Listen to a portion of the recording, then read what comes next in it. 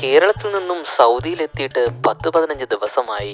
അങ്ങനെ ഇരുന്നപ്പോഴാണ് ബൊറോട്ട കഴിക്കണമെന്ന ആഗ്രഹം മനസ്സിൽ പൂത്തുലഞ്ഞത്. ബൊറോട്ട കഴിക്കാനായി കാറുമെടുത്ത് ഞങ്ങൾ ചെന്നെത്തിയത് കാലിക്കറ്റ് ലൈവിലാണ്.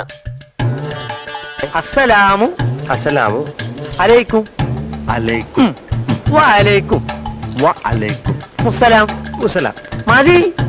ആനവണ്ടിയാണെങ്കിൽ സൈഡ് സീറ്റ് തനിക്ക് തന്നെ വേണമെന്ന ആവശ്യവുമായി ഓടിക്കേറുന്ന ശ്യാമണ്ണൻ, പുറകെ കുന്തളിപ്പുമായി മറ്റൊരുത്തൻ.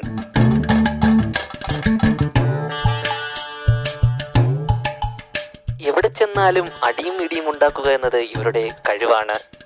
ഇതെല്ലാം കണ്ട് ചിരിച്ചുകൊണ്ട് കരയുകയാണ് രാഹുൽ. കാരണം ഭാവിയിൽ ഇതെല്ലാം അവനും സഹിക്കണം. എന്നാൽ പെണ്ണില്ലാതെ മൂഞ്ചിയിരിക്കുകയാണ് ഞാൻ. കൈയും തലയും പുറത്തിടരുത് എന്ന ബോർഡ് ഇവിടെ കാണാം.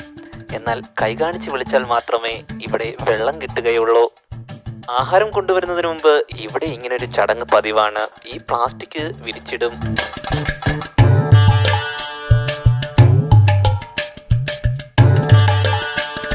കാത്തിരിപ്പിന് വിരാമമിട്ടുകൊണ്ട് ഞങ്ങളുടെ മുന്നിലേക്ക് ഞങ്ങൾ ഓർഡർ ചെയ്ത ഭക്ഷണം എത്തി.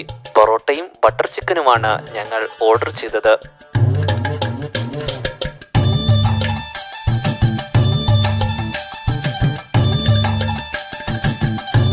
വഞ്ചി പോലിരിക്കുന്ന ഈ പാത്രത്തിലെ കറി ഞങ്ങൾ മിനിറ്റുകൾ കൊണ്ട് അകത്താക്കി.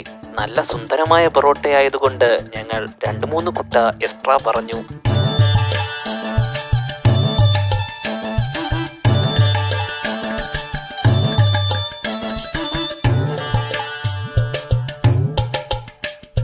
സ്വാദിഷ്ടമായ പൊറോട്ടയും ബട്ടർ ചിക്കനും താങ്ങിയതിനു ശേഷം അവിടെ നിന്ന് ഫ്രീ ആയിട്ട് കിട്ടുന്ന 2 കൽക്കണ്ടും എടുത്ത് ബില്ലും കൊടുത്ത് ഞങ്ങൾ പുറത്തേക്ക് യാത്രയായി. ഇവിടെ സീബ്ര ലൈനിലൂടെ മാത്രമേ റോഡ് മുറിച്ച് കിടക്കാവൂ. നാട്ടിലെ പോലെ കണാകോണ നടന്നു കഴിഞ്ഞാൽ ഇവിടുത്തെ അണ്ണന്മാർ നമ്മളെയും കൊണ്ടുപോകും. മൊയലാളി തന്ന എക്കോ സ്പോട്ടിലാണ് ഞങ്ങളുടെ കറക്കം.